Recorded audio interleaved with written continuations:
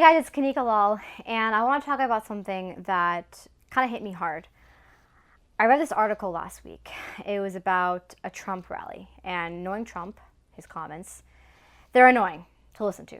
He was at a rally in Iowa, and he was going off about Muslims and how 9/11 and the Paris attacks in San Bernardino, how they're all to be blamed on Muslims and how they're just not right for this country. We've heard this before, right?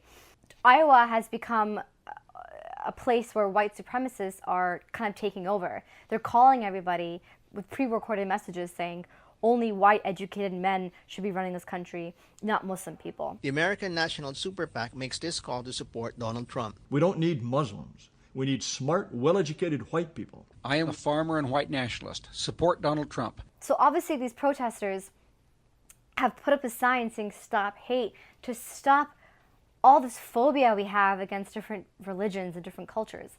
But of course, protesters always get kicked out, so they were being thrown out of the gym.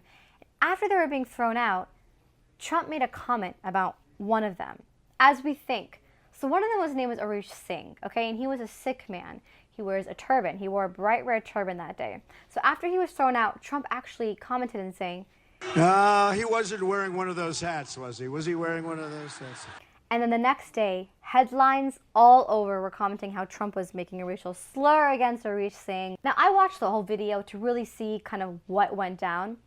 And Trump was actually referring to his own supporter hat. You know, the one that says, "Make America Great Again," those red hats.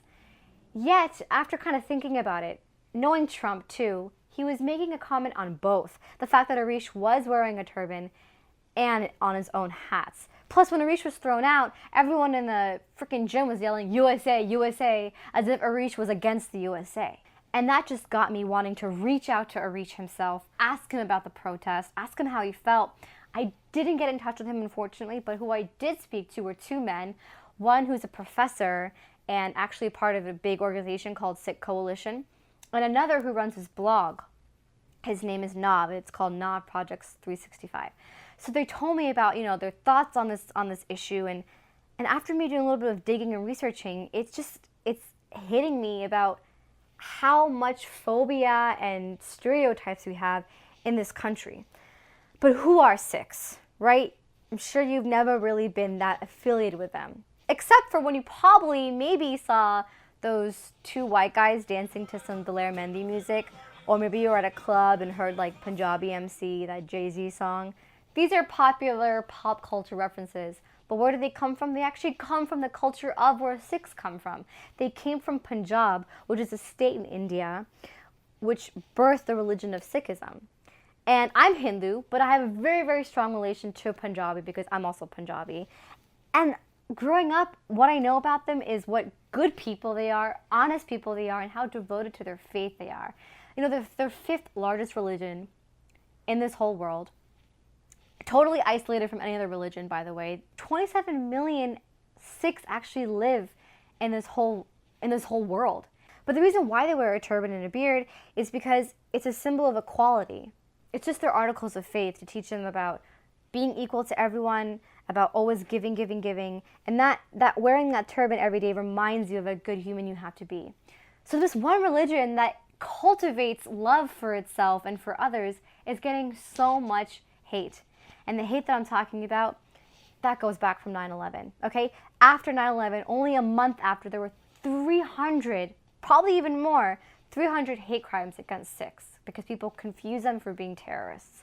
And even till today, okay, we had 2012, there was a huge Wisconsin massacre where a 40-year-old man, a white supremacist, neo-Nazi man by the name of Michael Page, walked into a Wisconsin Sikh temple, killed 6 people, and wounded 4 because he thought that they were terrorists. 2 months ago, a man in LA, 67-year-old man, was driving a bus. He got called a terrorist. He got accused of hijacking the bus and was beaten brutally. Even 2 months ago in Buena Vista, actually, there was a temple, a Sikh temple that got vandalized, and somebody wrote F ISIS on it. For us, you know, who experience this regularly, it doesn't seem like it's a big deal because we've been conditioned to not think it's a big deal. But then all of a sudden, you know, a moment like that translates into a hate crime or a murder, or, you know, you're kids or your nephews or your cousins getting bullied at school, and then you're like, okay, this stuff is real, and we really need to take it seriously. This stuff is happening on a day-to-day basis. No one is saying anything. No one is educating anyone. So that's why there's outpour of these hate crimes that are happening. Arish Singh, remember the protester I was talking about in Iowa?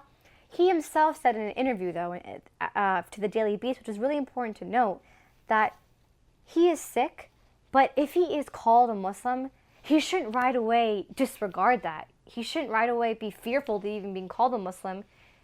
He should accept the fact that he might not be Muslim, he's a Sikh, but educate that there's a difference, but there's also similarities between the two.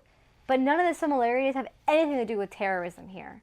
Oh, before I forget, I also want to say that Leonardo DiCaprio's stepmom is a Sikh, and I think that's really, really cool, okay? There was a picture of her at the Golden Globes that DiCaprio was talking to her, and she was wearing a white turban with a really beautiful jewel. And that is really cool to see a non-Indian really embrace that. So I had to point that out really quickly. But I think the biggest thing here, too, is that the faith that these Sikhs have, the fact that they do everything out of love, and I even asked the professor, like, aren't you fearful for your life?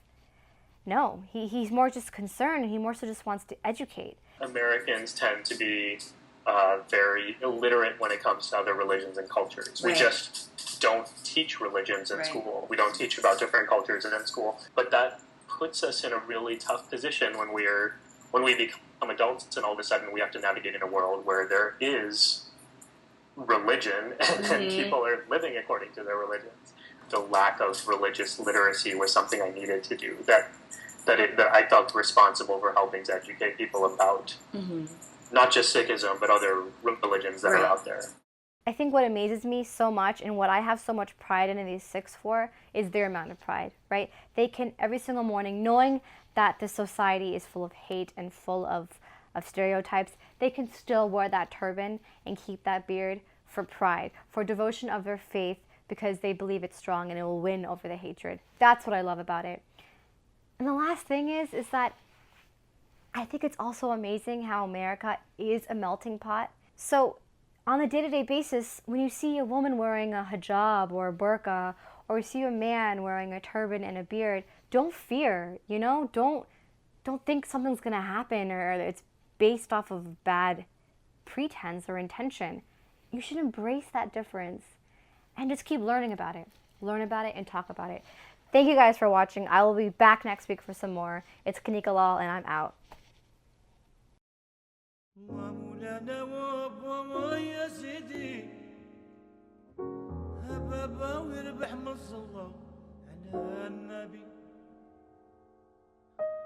ويا بابا ويا سيدي يا غرارة ويا ناو يا غرارة ويا بابا سيدي